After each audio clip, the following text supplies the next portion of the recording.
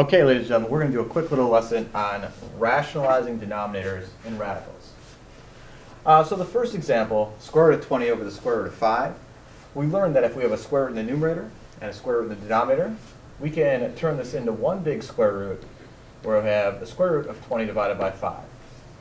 When we simplify this fraction underneath the square root sign, we'll get the square root of 4, which will turn into 2. So this successfully eliminated the radical in our denominator. Example number 2 is going to be very similar.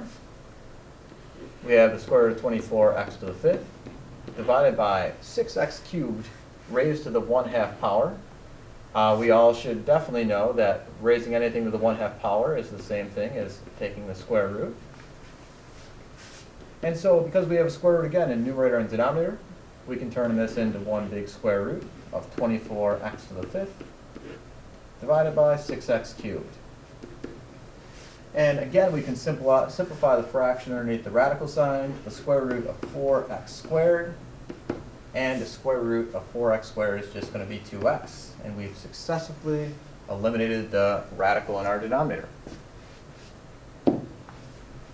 Next, well actually this one, I'm going to change this up. I'm going to want you guys to kind of scratch out that cube root, and we're just going to deal with the square root. So let's say that this is just 4 over the square root of 3x. We'll talk more about cube roots once we're in class. So again, we're trying to eliminate the square root in our denominator, but this time we do not have a radical in our numerator. So we can't do what we're doing in example number 1 and example number 2. To eliminate the square root in our denominator this time, we can say that we're going to multiply the denominator by something that will eliminate the square root sign. The square root of 3x times itself, the square root of 3x, will equal the square root of 3x squared. And a squared sign and a square root sign are going to essentially eliminate each other. So we can say that the denominator is just going to turn into 3x. Now, what we do in the numerator, in the denominator, we also have to do in the numerator. So we're going to do the same exact thing in the numerator. We're going to multiply by 3x. And so we'll end up with 4 times the square root of 3x in our numerator. And we'll finally end up with 4 times the square root of 3x over 3x as our final answer, where we successfully eliminated our denominator. Next example, we're going to do something similar. We have the square root of 20 over the square root of 7. If we put that all underneath one square root sign, it's not going to allow us to simplify our fraction and get rid of our square root in our denominator. So, hopefully you're writing in pencil. We are going to do something similar to what we did in example 3.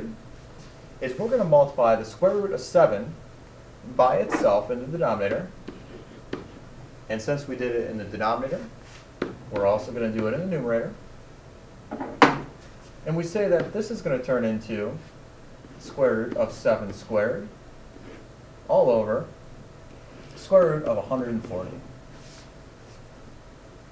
And we can say here that the square root of 140, if we expand it all out and we simplify, is going to turn into 2 times the square root of 35, all divided by 7. And then we've eliminated the radical in our denominator. Okay, moving down here, we're going to do the same, apply the same theorem here. So we want to get rid of this square root sign in our denominator. So we're going to multiply the numerator and denominator by the radical that we have in our denominator.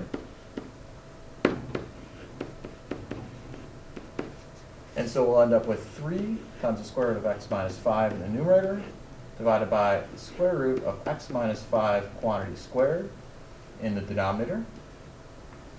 And now we'll successfully have square root sign will be able to cancel themselves out. And we'll have 3x, 3 times the square root of x minus 5, all divided by x minus 5.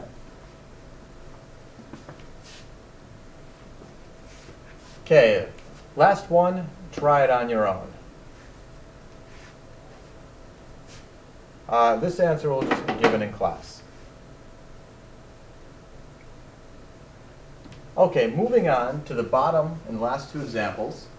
We're going to look at when we have two terms in our denominators and one of the terms has a radical or two of the terms have a radical.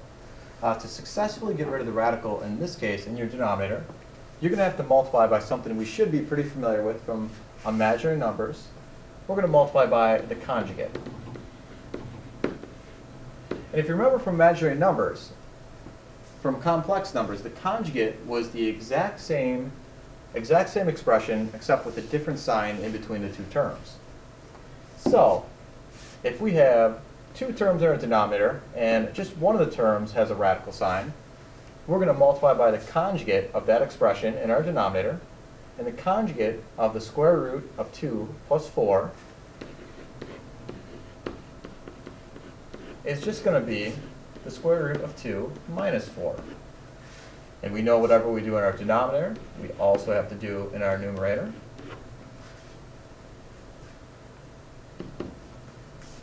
And so now we have 8 times the square root of 2 in our numerator minus 32 divided by, we could use box method in our denominator to multiply this stuff together. We have the square root of 2, 4, square root of 2, and a negative 4. We have the square root of 2 times the square root of 2 is going to give us 2. We have negative 4 square roots of 2 in this box. We have positive 4 square roots of 2 in this box. And we have a negative 16 here. Combining these things all together, we still have 8 square root of 2 minus 32 in our numerator. But now in our denominator, we combine together everything that we come up with in this box. And we end up with negative 14. So we've gotten rid of our radical. Now we just can simplify a little bit further. And we can say we have 8 square root of 2 over negative 14 plus 32 over the square root of 14. Reducing our fractions, 8 over 14 will reduce to 4 square root of 2 divided by negative 7. Plus, reducing our fractions here, we'll have 16 over 7. Okay, let's try the next one. This one we have two terms, but now each of the terms have its own radical. We're still going to multiply by the conjugate to get rid of this. So we can say 6 over the square root of 3 plus the square root of 5. If we multiply by the conjugate of the square root of 3 plus the square root of 5 is going to be the square root of 3 minus the square root of 5.